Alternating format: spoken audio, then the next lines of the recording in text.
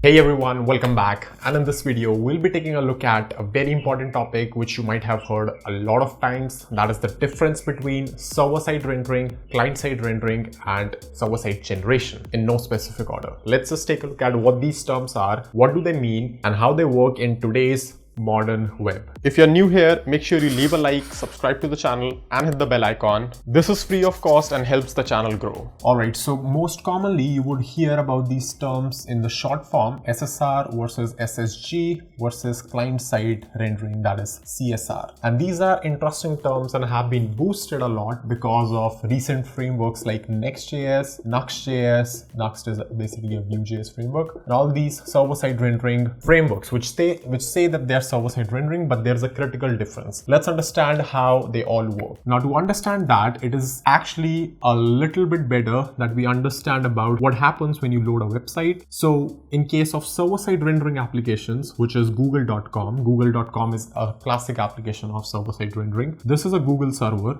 right? And when you load Google on your system, what Google sends you is a complete HTML document, which you can also view if your JS is disabled. This is the important part, right? So what Google would do is that it will send you enough information on your page that your page would be visible, the layout, the logo, the buttons, even sometimes the search might be working depending on how much compatibility and things they have put in place. But the idea is that HTML would be delivered, that JS is not required for viewing the page. If that happens, what you are essentially using on the server is you're rendering the full page on the server, which is called a server-side rendering, right? Now, this technology is basically what PHP was back in the days and still is, and any other language which allows you to send the full HTML page. For example, if you're using Node.js plus something like any templating engine like EJS, for example, that will be referred as server-side rendering. Now, the problem with server-side rendering is that on every single request, you are going to the server, creating a page that takes some CPU cycles for server to compute, and it is especially bad if you're using Node.js, for example, because Node.js takes up a lot more CPU compared to any other language like Go or Rust or anything for generating a server-side rendered page, and then it needs to send it back again, right? Let's say if you're visiting codedamn's homepage, you would see that we don't pretty much customize a lot of aspects of the page depending on the user, right? It's basically a static page. So even if you have a server-side rendered page on a static page, you are essentially wasting these CPU clock cycles which could be used somewhere else. So to fix this, what we came up with is a server-side generation logic, which works as follows. So you still have a server which still generates a server-side page, which is server-side rendered. But what you do is that you store this index.html file on a CDN. Right? In most cases, right? I would expect somebody to store it on a CDN, not on the internal server itself. And we have discussed briefly about CDN. They are mostly optimized for file delivery, right? So if this is an index.html file, and if the client requests it from the CDN first, if the CDN already has that, it will immediately send it. So this means that this is much faster in terms of response time. And because you already have generated it once, you don't need to compute it again and again, even if you have a million clients requesting this at the same time. It gives you the benefit of basically a static website plus also generating it server side. Now, the cool thing about this is that you can configure the CDN in such a way that it asks this server to revalidate the page it has every, let's say, 5 seconds at max, right? Or 10 seconds or 1 minute or 5 minutes, whatever value you put, right? So if you are a news website, it might be a good compromise if you are just revalidating it every 5 seconds. So if you have an enormous amount of traffic, that traffic basically is faced by the backend server probably only once every 5 seconds, right? So you effectively just decrease the load 5 times immediately by putting in a CDN with a revalidation in place. Kind of, I mean, the math could be wrong here, but you get the idea that you're killing the direct access a lot. Only the CDN has to access it once every 5, and not even not even 5 times. It will be probably a lot because your CDN only sends one request every 5 seconds compared to so many requests which were going every single second beforehand, right? So this whole infrastructure is called as server-side generation, where you generate the file via server-side rendering.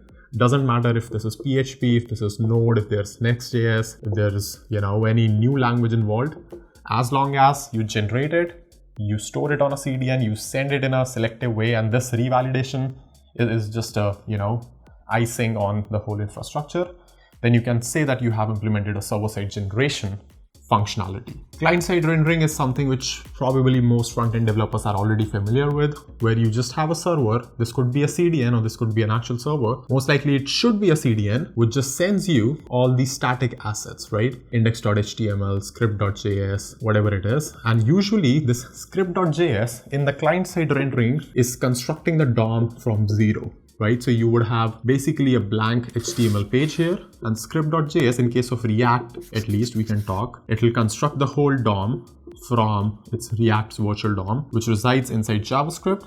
And that means that if you're loading a client-side rendered app, which is a CSR app, in a browser without JS, all you would see is a blank page, right? It is popular, for a lot of use cases right now, still.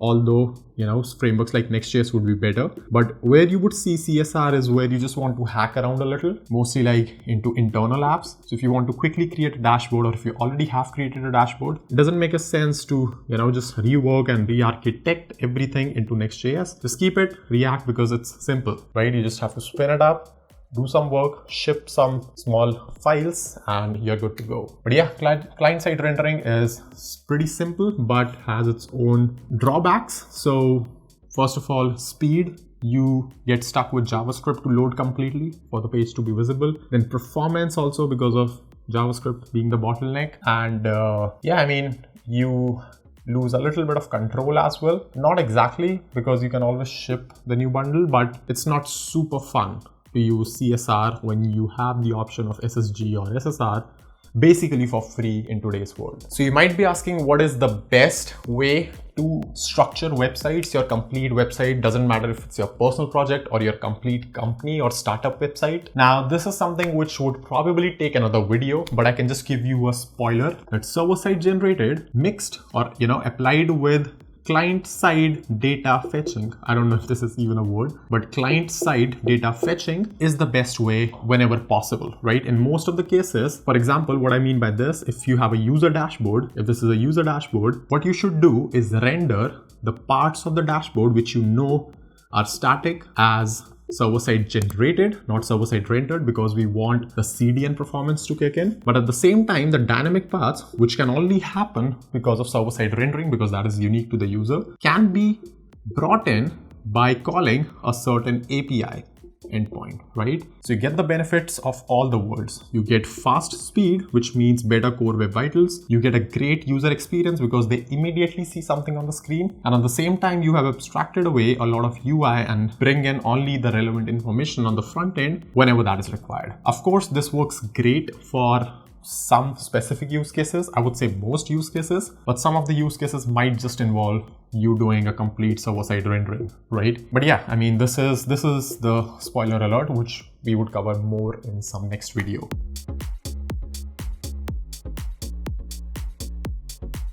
In this video, let's just take a look at 5 ways to host an API you have built on your local system on the internet so that your users across the world can access your API on the web. So let's talk about APIs.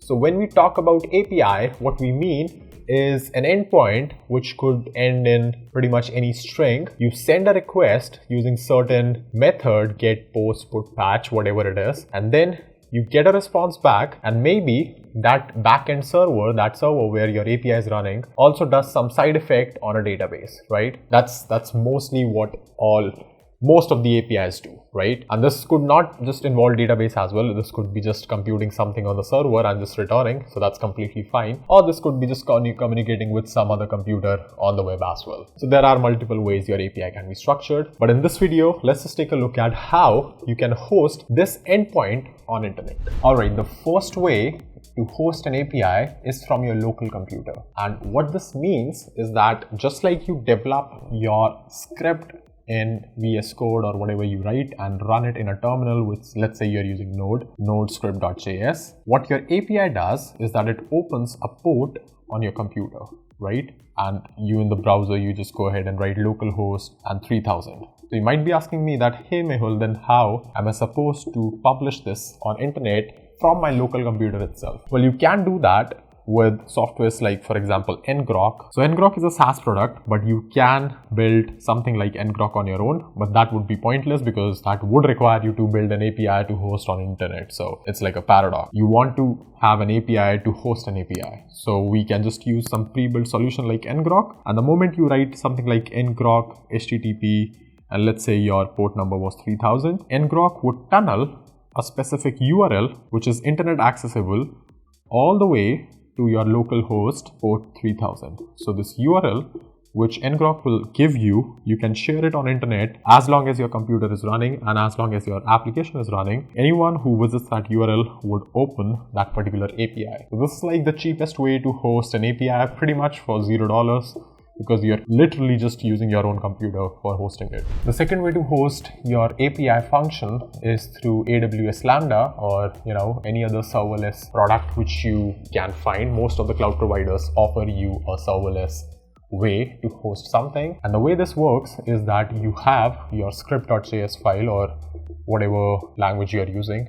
It does not need to be just Node.js. You upload it to AWS and AWS gives you an endpoint on its own, right? This endpoint, whatever that would be, US East, this / something, this would be provided by AWS, right? And whenever you visit this endpoint, AWS would automatically create a server for you, run your code, and then destroy the server sometime later if there is no traffic coming in, right? So you only pay for every request instead of keeping your server online all the time. So of course, this is much more scalable, this is much more cheaper and much more convenient as well compared to your local setup. The third way to host your API online is using a virtual computer or virtual machine itself. So EC2, for example, from AWS is a full-blown computer which is you can SSH into and would be running 24/7. So this is like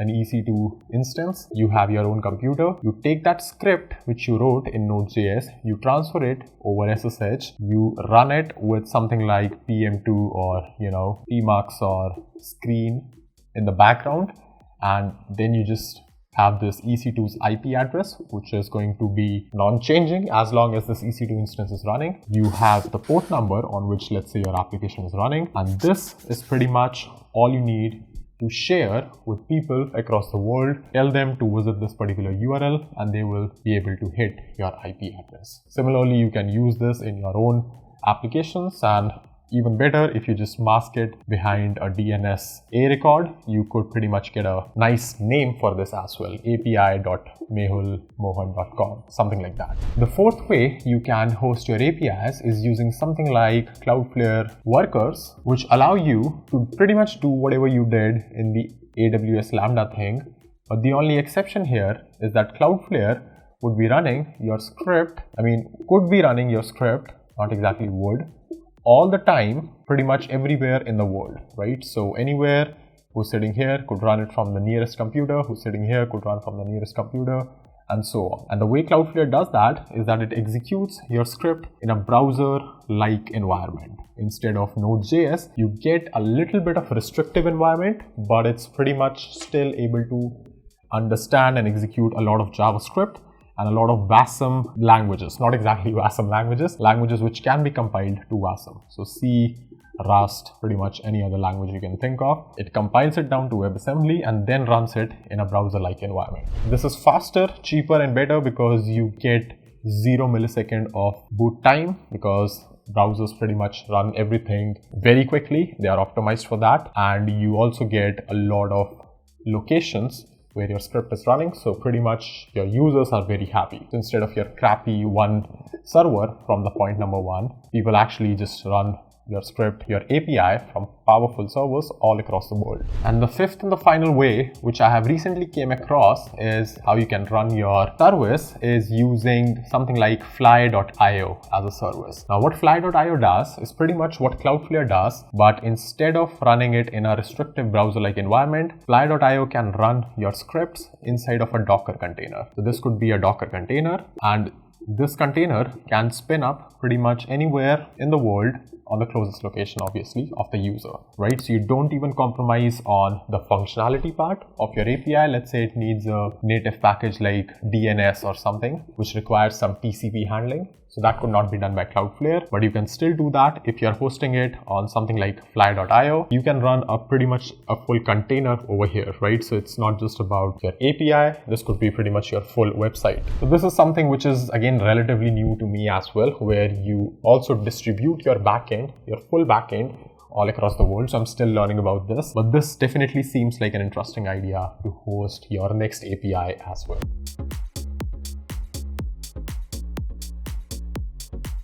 A few weeks ago, I created a video which said how you can create a full stack architecture which scales very well. In that video, mostly what we discussed is about how you should set up your CDNs for front-end file delivery and how your backend should be there connected to your database, right? But that is not full stack, right? Because we optimized a lot of front-end, but we did not optimize how you can create a truly distributed backend in that video. In this video, you can consider this as a continuation of that video. And in this video, I will tell you how to create it and why this is like a very hard problem to actually solve. How to create a distributed backend across the world and why this is a hard problem. Okay, so before we start this video, please bear with me because the sketchpen is about to run out of ink. I'm gonna try to make it as bold as I could, but the rest of the stuff can be filled in by video editing. So what I want to focus more on before we start is how the websites or how the web generally works. So you have your client, this is your client computer,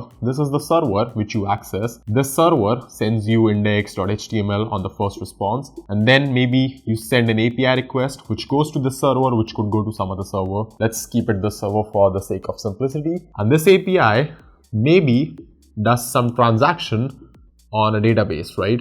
Get some data, return some data, and so on. So this could be an EC2 server, this could be MySQL instance, and this could be your computer, right? A very simple implementation of how a very small website would work. Now, in order to distribute it, in order to scale it, what we did in the last video for front end is we said that, hey, let's move this part over here to all the parts in the world, right? So it doesn't matter where you are situated, we will replicate these static assets everywhere in the world, and wherever you are as a user, if you are here, for example, you would get served from this CDN. If you're here, you will get served from this CDN, and so on. Now, the advantage with front end is that these files are static, right? They sure would have an expiry on them when they get revalidated from some origin server or whatever, but that can happen in the background as well, which is called as stale while revalidate, right? So there is actually a full library built around this. So stale while revalidate, really what it means is that your clients which are requesting a lot of, information from your CDNs,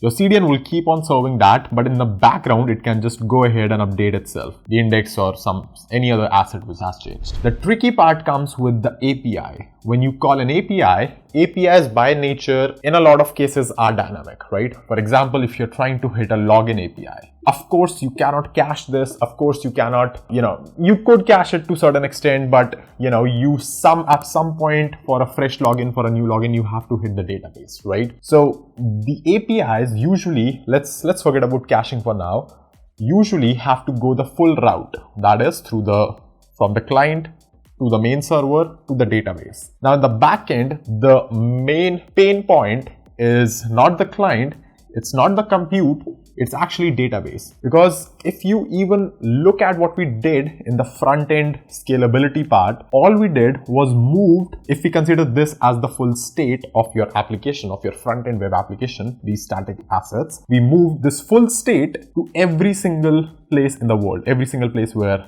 let's say, AWS has a data center, right? So what we did is we copied this whole state, every single region in the world, and that made it super fast. This is impossible to do with a database, and here is why. Let's try to create a scenario where this might be possible, right? So we're gonna see where the bottleneck hits. So we have the Earth again. This does not look like Earth, but let's assume this is the terraformed Mars.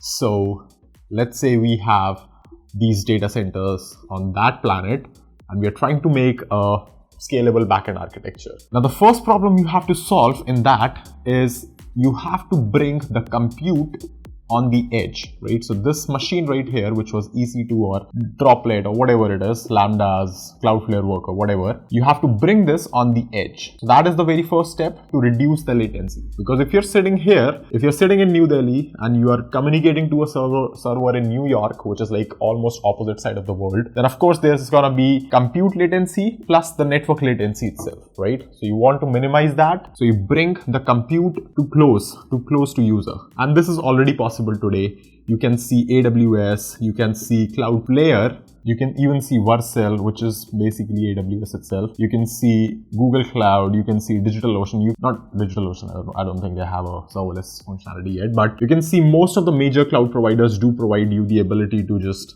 have, you know, units of compute at edge. For example, AWS has Lambda at edge. So Lambda as at edge is different from Lambda. Cloudflare obviously has Cloudflare Workers. Vercel also has these edge functions. Google Cloud Provider also would have something. I'm not very familiar or strong with Google Cloud, but you would realize that compute can be brought here. That means you can have some sort of URL assigned which responds to a dynamic IP which corresponds to the nearest compute unit. That is fine. The problem is when this compute unit, when this computer right here wants to access the database. Now, what do you do with database? Now, surely enough, you can use a managed database and call it a day. But in all honesty, databases are something which are tricky to get right in a distributed environment. Now, if you closely look at what we are doing, we are pushing the state away. So all the state used to be on client earlier, right? You would download everything, all the HTML, CSS, JavaScript package. So that I could say like that is some sort of state. We pushed it to CDNs. That is, we pushed the state away from the user. So that gave us some advantage. Again, we had a single EC2 instance or single instance from where every single computer or every single visitor contacted. And that also had a database. What we did is we pushed this compute away to every single user, or I should rather say we pulled it to every single user. That's fine. But you cannot do that with database. Why? Because a user performing some action over here would update the database in a way that this action should be reflected here, right? In most of the scenarios, that would be true. For example, if this user registers with the username coolcoder, then you don't want this user right here who might be simultaneously trying to register with the same username for this transaction to succeed, right? Obviously, this is like much more serious if you are trying to build a fintech product or anything. And what we call this as a strong consistency requirement. So what strong consistency is, it just means that whenever you write something to the database and then you read it back, then this write is reflected, right? So strong consistency is extremely important in a lot of scenarios. You need that strong consistency, right? And the second thing which we need for the databases to be distributed is kind of like low latency. Why? Because you would realize that this whole infrastructure is as fast as its slowest component. So if the server is slowest, then of course the request would be very slow because this is a blocking component of the full request. If the database is slowest, then this would be the slowest component and so on. So strong consistency and low latency is pretty much, you can say, opposite words in case of talking about a globally distributed database.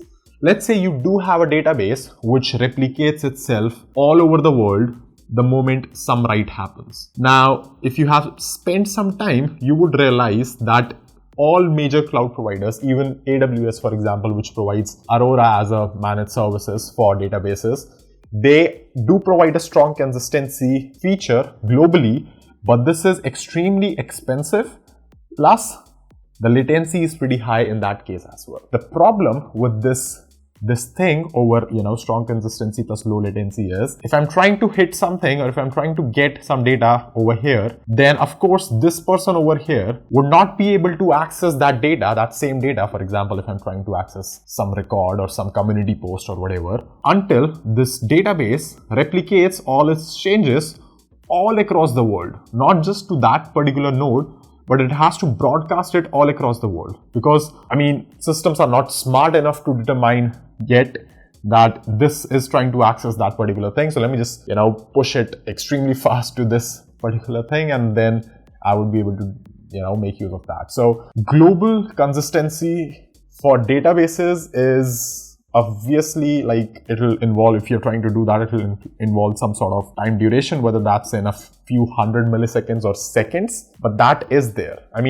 For AWS, it's obviously pretty low compared to what Cloudflare says. For Cloudflare's KV is like a Cloudflare key value distributed store, and what Cloudflare says is that, hey, we're going to provide you eventual consistency, not strong consistency. And what eventual consistency is that it says that, hey, you perform the write, but we do not guarantee when this write would be visible in the next read, right? We can only give you a duration, and Cloudflare gives you a duration of 60 seconds. That means you have to wait at most 60 seconds, that is a minute, after you perform a write, for it to be available for read from a different region, right? So if you are writing a key in this part of the world, and if you're trying to read it in this part of the world, there's a very high chance that Cloudflare would disappoint you, right? Because it is not strong consistent, it is eventual consistent, and that makes sense because they want to keep their read, their read results on a very, very, very low latency, right? So you cannot get this low latency with strong consistency in databases. And if you want to get low latency, you have to compromise on the consistency. You have to either drop it to eventual consistency or just session-based consistency, where you just say that, hey, if this is writing, then only this should be able to get back the same data on read as well. So it's kind of like consistent for this particular node. But depending on your use case, that might or might not be very useful. So I guess that's the punchline, that even if you distribute the compute, even if you do all sorts of stuff, you would actually get stuck here, where you would have to make a call that, do you want to distribute your database to the edge as well? And if you do, then you have to make a hard choice between strong consistency and latency. If you choose to go with both of them, you're going to face some money issues. Obviously, if you have money, that's fine. Plus, obviously, it's still not the solution, right? These cannot be like combined together. There is no such thing as low latency plus strong consistency, right? At least that's what I know so far. So this is why a better setup, at least for the initial phases, and what I can say in a generic way, is that you have a computer, or the client computer, not you. So your client has a computer. They access it from an EC2, which is like distributed somewhere in the world. And then this connects to a single database, right? A singular database sitting somewhere in your, somewhere in your AWS region or somewhere, which is like the master node, which has its own replicas, and you can have all sorts of that stuff. But probably don't try to go for distributed database just yet on a small to medium size application, because this is a hard architectural problem to get right? Especially when you start involving a lot of data being replicated and shared across a lot of instances globally. So this could be anywhere in the world, anywhere. This person could be anywhere, but maybe, just maybe, you can stick this database to some single location, right? And if you can get this architecture up and running, for this also, like, you have to make your servers stateless. That means this request should be pretty much stateless in a way that this server should not be storing any sort of data associated with this client. It should all be done in the database, which is like sitting somewhere in the central part of Earth or Mars or whatever. But the important part here is that you understand that even if you want to break down this database, it's kind of difficult, right? It's kind of difficult to maintain that strong consistency plus low latency. That's why we don't usually talk a lot about, hey, let's distribute your database as well globally, and this is like a one-click setup, because I think it's not so far. I haven't seen a company which solves this problem really well right now, right? AWS is pretty much everywhere, but Still, this is something which could be solved, could not be solved. I'm not sure like what are the technical limitations of achieving such architecture, but this is definitely something interesting.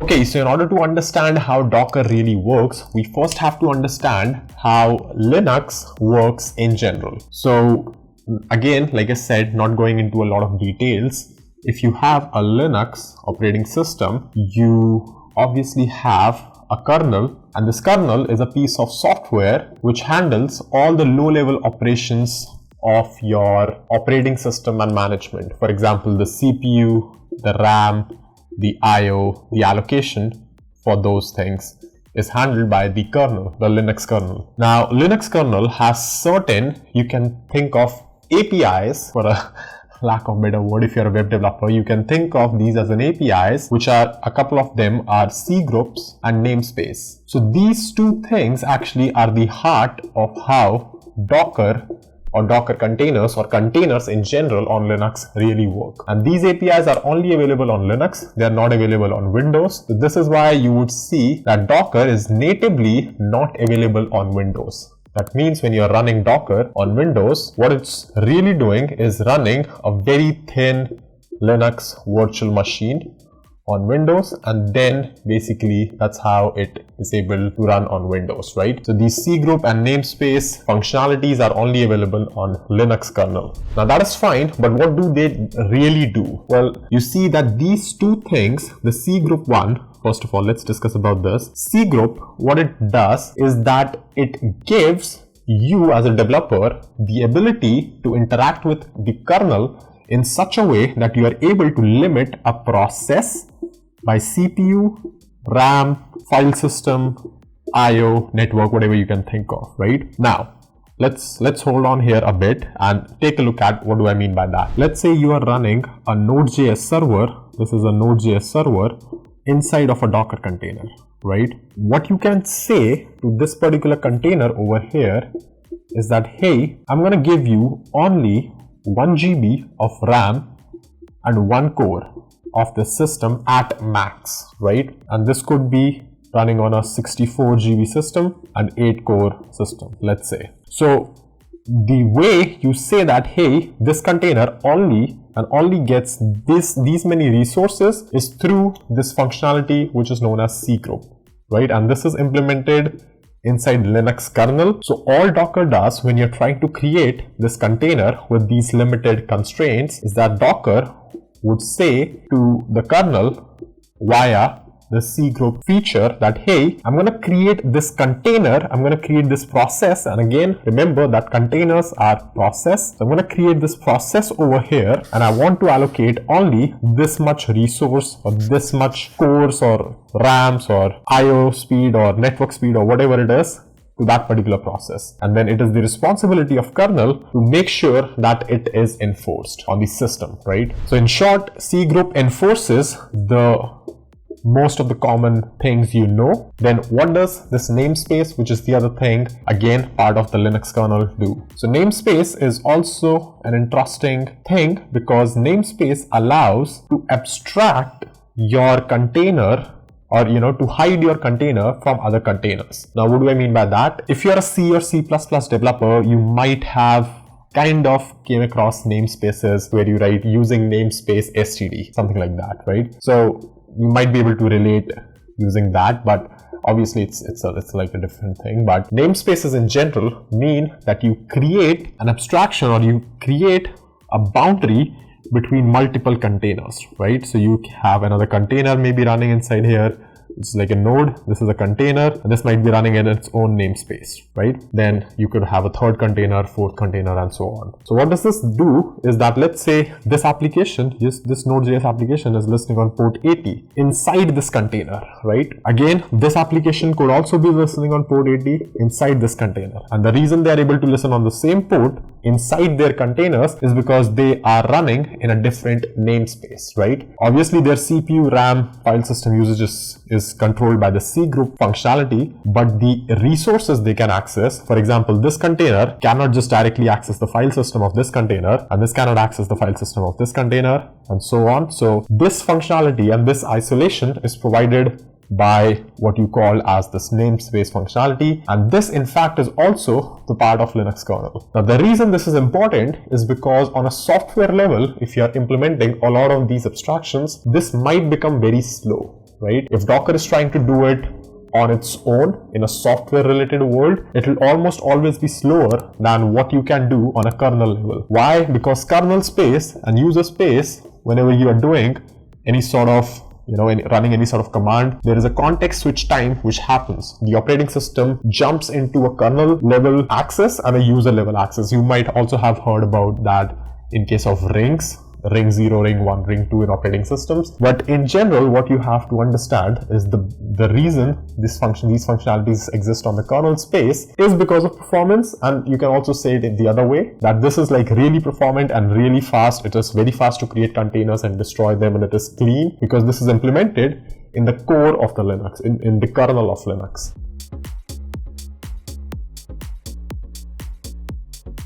Let's talk about stateful versus stateless architectures when you're creating an app, and what are the advantages, what are the disadvantages, and why you should choose one over another. So let's go and discuss with the help of an example how a stateful application would look versus the same version of that stateless application. Okay, so let's take example of this app 1, which is going to be a stateful application. Let's say you're trying to make an API endpoint which is rate limited. Right? Now, what do I mean by that? This is like not an application in general itself, but just a feature which would be using state. So let's say this is your server over here. And in the server, let's say you're running Node.js, for example. You could be running pretty much any language. You want that anyone hitting the endpoint API/login should be able to do that only 5 times per second maximum, right? And this is from a single IP address. So let's say this is your client and this is the server which you have, which is like a single server, single EC2 instance or what have you, and you want to implement this logic. Now in the stateful way, this is the app 1 example. What you would probably do is inside Node.js, you would probably have a rate limit object where the key is an IP address, which could be like 1, 2, 3, 4, and the value is the amount of hits this particular route has by this IP address. And for the sake of this video, let's assume that we're just trying to restrict it to a single path so that we can just keep the count of a counter. And let's say this is like 3 at the moment. So every single time whenever somebody hits on this EC2 instance, let's say in the app.post, what you do is you also write something like rate limit of IP address ++, something like that, right? And if you just check here, if the rate limit is more than that, then you reject the request or you just send a 403 or something. Now the problem with this application is, let's say that your app becomes very successful and now you want to scale it. Let's say you are getting tens of thousands of users now trying to log into your application. Now the problem here is when you try to scale it, let's say you have a different server now. Let's say this is another server which is kind of running your same application copy. But the problem here would be if you are using something like, you probably would be using a load balancer or something like this. So when you hit that load balancer could send the request to this server, or it could send the request to this server depending on what kind of scheduling algorithm or what is the configuration, or it could send to any random server as well which you have configured in the cluster, right? Let's assume you are trying to win the world and you have so many servers now. So this architecture fails over there where you are storing this in the memory, in the node memory itself, right? This right here is called state. So anything which is session specific, which has a side effect in a way, for example, if you run the code and your application now has a state, which means that if I restart it or reload it, it would not behave in a similar way, then you would call that application as a stateful app. And the biggest problem with stateful applications is that they are not horizontally scalable. That is, once you try to scale them within different servers, you cannot do that because the state would come and bite you back. Now, the way you usually make stateful applications stateless is you actually cheat. I mean, there is no way to truly eliminate the state from a system, because then of course how would anyone remember anything? Some component has to remember this object also, right? So technically making a stateful application stateless is more like saying the code layer of your stateful application as stateless, right? Because your app would always be stateful. If you have a database or if you have a caching mechanism or anything, you need state to store the data. But in this case, for example, what we can do in case of app 2, because we have already the architecture with us, you have the load balancer here, and then you have multiple EC2 instances, right? So now, instead of storing this object inside the node memory, instead of doing that, what you do is you use maybe something like Redis instance, which is like a shared Redis instance by all these EC2 instances. Now you might say that, hey, how does this fix the problem? But it in fact fixes the problem in a way, because you have moved your problem, your state, to something which is built to handle a lot of state, right? Node.js is not built to handle a lot of state in a way, because you want Node to do your computation and send the results back and do a ton of other work, whether that's async IO or network request and this and that. But Redis over here can act as a single source of truth for your state, right? So you take your state object over here and you convert that into Redis key value. For example, your key could be 1, 2, 3, 4 in this case, and the value could be 3. And every single time you hit here, instead of saying something like this, what you say is something like await redis.set IP, increment redis dot whatever. I mean, I don't remember the command exactly, but you can increment the key value directly inside Redis in an atomic operation. So that's fine. And like I said, the advantage with this is you can pretty much have unlimited compute at your disposal, but all of them have to just go to the Redis instance. So in a way, I would say that this solution in fact is slower, right? This solution is in fact slower than this one, because in this case, Node is reading directly from the RAM. And in fact, this is like the process memory itself. So this would obviously be much faster compared to this Redis, which is probably running over a network, right? You're reading this over TCP. So TCP network communication is definitely slower than RAM, and a big, huge case where you would need to use this is because it makes horizontal scaling so much easy, right? There are ways where you can kind of scale this architecture horizontally as well, stateful architecture. But for that, what you need to do is you need to somehow route individual clients' request always to the same server, right? And the way to do that is that maybe the first time this load balancer gets a new request, it sends it to a server. The server over here actually sends a special cookie. Let's say the address for this server is E1, right? So it sets a cookie like E1, and this client also gets that E1 cookie. And on every single request to that load balancer, this load balancer can read that cookie and then direct the request properly. But again, this architecture implementing that is obviously more difficult compared to this one. But yeah, I mean, it wouldn't be that much slower. I should not really like slower. I should actually write faster over here, because this is in all practical cases always an acceptable delay or always an acceptable amount of time. So yep, that's pretty much it about differences between a stateful and a stateless application. Hopefully you got to know something new, something interesting today. If you did, make sure you leave a like and subscribe to the channel. Thank you so much for watching, and I'm going to see you in the next one really soon. If you're still watching this video, make sure you comment down in the comment section, I watched this video till the end. Also, if you're not part of codedamn's Discord community, you're missing out a lot on events which we organize on a weekly basis to code. You already know the drill. Make sure you like the video, subscribe to the channel if you haven't already, and thank you so much for watching.